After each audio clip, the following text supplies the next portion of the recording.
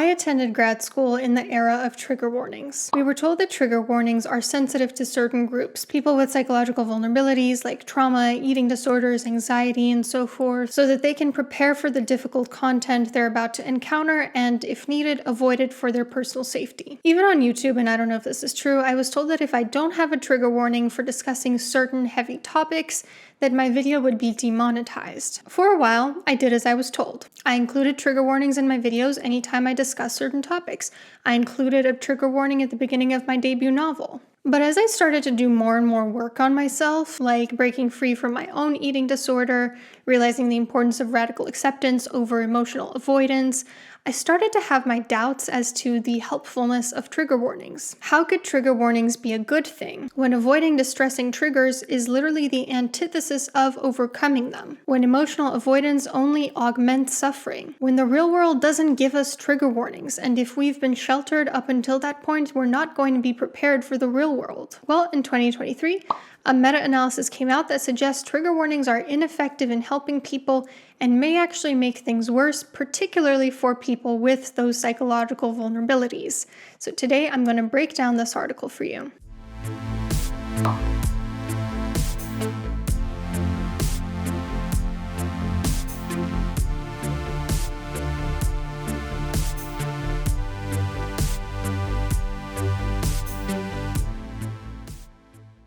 Just a reminder that now that the new year is coming up, I have a couple of new resources that may interest you. One is my journaling workbook for living in alignment with nature's cycles. The easiest way to use it is if you started at the beginning of January. And also I have a brand new course called Goal Getter, the Mindset and Habits of Winners, which is a really great resource to kickstart your New Year's resolutions if you have a particular goal in mind. So check those out in the description box below, as well as all my other journaling workbooks, my novel, and my relationship skills course. Now, what is the debate between people who are advocates of trigger warnings and people who are critics? Advocates of trigger warnings argue that trigger warnings help people emotionally prepare for or avoid distressing material when necessary, so that they can protect their own emotional well-being. They argue that trigger warnings are a form of disability accommodations for people who have certain mental struggles like PTSD, and that being exposed to distressing information or content can actually be dangerous for people. Critics of trigger warnings, on the other side,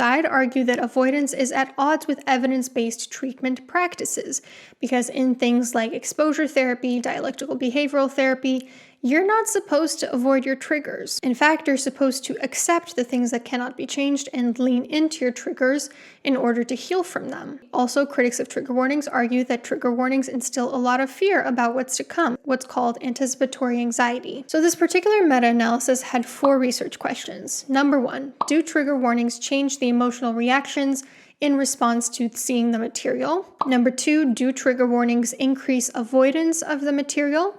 Number 3, do trigger warnings have any anticipatory effects? And number 4, do trigger warnings change educational outcomes like comprehension in more educational contexts, like putting trigger warnings in classrooms? The findings were, in the author's words, 11 of the 12 articles concluded the warnings were ineffective at their proposed goals. There was one exception who ambiguously concluded that warnings introduced difficult-to-weigh trade-offs. Although some authors suggested that warnings might be actively counterproductive, most articles tended toward a characterization of warnings as inert. Overall, we found that trigger warnings had no meaningful effect on response affect, avoidance, or educational outcomes. However, trigger warnings reliably increased anticipatory distress before viewing material.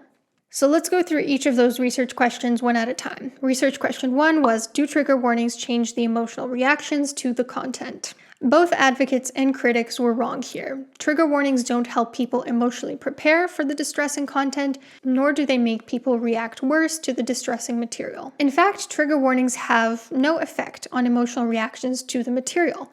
Trigger warnings do not mitigate stress. However, it's worth mentioning that while there was no emotional effect for actually viewing the material, trigger warnings did worsen things for people before they actually saw the material, and we'll get to a little bit more about that in a second. Why are trigger warnings ineffective in helping people prepare for distressing content? The author's suggestion was that maybe most people aren't skilled at coping ahead. They might be aware that something difficult is coming up, but they don't actually know what to do about it. Trigger warnings don't actually help people cope. They just let them know that they'll need to. So maybe something like providing resources instead would be a better use of that space. As for research question number 2, do trigger warnings cause avoidance of the content? Again, both advocates and critics were wrong. Trigger warnings don't increase avoidance. Advocates would see this as a bad thing. Critics would see this as a good thing, actually. Trigger warnings might actually garner more engagement than if you don't put a trigger warning. It's the forbidden fruit effect. When you know that there's something that's probably not good for you that you shouldn't consume, it makes it sound so much more tantalizing. When I had my eating disorder, I would intentionally trigger myself sometimes to motivate myself to stay sick, like seeking out images of very thin women. I honestly can't say I know anybody who has seen a trigger warning or read a trigger warning, and because they knew that content was going to be distressing, put it away. Now, as a person who is very opposed to emotional avoidance, I kind of see this as a good thing. I think it's good that trigger warnings are ineffective at warning people to stay away, because in real life, staying away from triggering things is only going to make you very fragile. However, the studies also found that the more vulnerable the person was, the less likely trigger warnings were to deter them from consuming the content. So there might be actual situations where people are intentionally triggering themselves, not because they want to overcome their issues, but rather because they want to stay in a bad mental space. And that is also not a good thing. So who are trigger warnings really for then? Just people who want to virtue signal that they're sensitive to other people's needs? Research question number 3. Do trigger warnings cause anticipatory anxiety? Trigger warnings reliably increased anticipatory anxiety. So the critics were right here. The trigger warnings stress people out before actually viewing the content. People might be bracing themselves for something distressing, but doing so doesn't seem to actually make any difference to their mental health. Like, how do you feel when somebody preps you with something difficult they want to talk about by saying, "We need to talk when you have a chance," or "Don't get mad at what I'm about to say"? It stresses you out more than if they hadn't said that thing and they had just gone into the difficult thing they wanted to address. So this is the most concerning aspect of this research article, that trigger warnings seem to actually increase people's distress before viewing the content, something that is simply not necessary. And research question number 4, do trigger warnings impact comprehension in an educational context? They were found to have little to no effect on the comprehension of the warned material, so no, which is a good thing. In educational context, if there are trigger warnings, it doesn't seem like it really affects people either way. The author said, trigger warnings do not attenuate anxiety responses, even when participants' traumatic events are similar to presented content, and may increase anxiety for those with more severe symptoms of PTSD. This is concerning.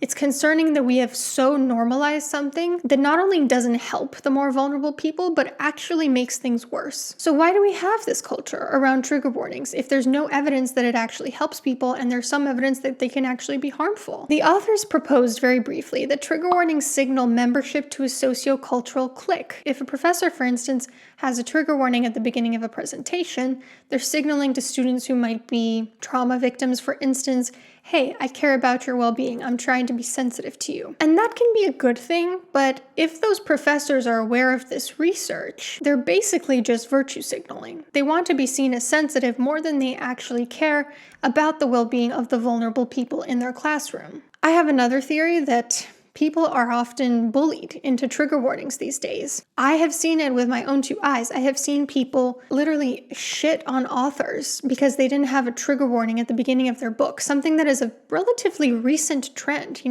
5 years ago, 10 years ago, you couldn't pick up a horror or thriller book and see any sort of content warnings. But now it's come to a point where if you don't have those in there and you don't have very specific trigger warnings, you are persona non grata. And people will make videos about you. They will try to dunk on your livelihood. They will come to your page and they will hate on you, all for something that doesn't even work. This should be concerning, you guys. Something else really interesting that the authors of this article mentioned is that trigger warnings promote a broader cultural narrative that is ultimately harmful, that has a name called safetyism. And I had to look this up. I was like, what is safetyism? I found out safetyism is an ideology that places self-perceived safety, especially the feeling of being protected from disagreeable ideas and information, above all other concerns. And it's from this book called The Coddling of the American Mind. As you can imagine, I instantly bought this book. I will be reading it. It is at the top of my TBR, and I will probably make a video about it because this is a very real problem that we have in our culture right now. The idea that being exposed to things that are triggering to you or things that are emotionally distressing causes you actual harm. I would argue that being exposed to different perspectives and leaning into triggers is ultimately what will heal the divide between us all and what will heal you as a person. So where do we go from here? I personally will not be using trigger warnings from here on out as far as I can. If I get traditionally published, might not be my choice if I have a trigger warning or not in my next novel. But if it is my choice and I choose not to use trigger warnings in my books and my content, I will not be shamed by people who have an issue with that, because the science is spoken. And yes, the science is always evolving and we can always learn and adapt with it. But as of right now, I have no reason to believe that trigger warnings actually help people. And especially as an author of horror and thriller books,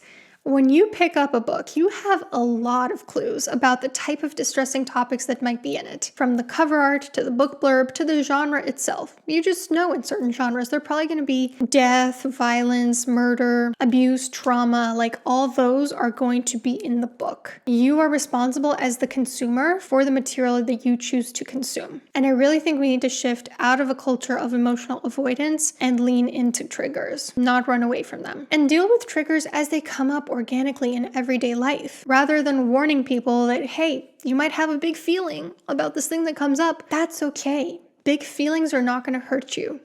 We are so terrified of painful emotions right now, but painful emotions are okay. I talk about this constantly. Painful emotions serve a function. They are messengers. They're there to protect you. They're nothing to fear. Let me know your thoughts about this article. Don't forget to check out my new journal and my new course in the description box, and I'll see you soon.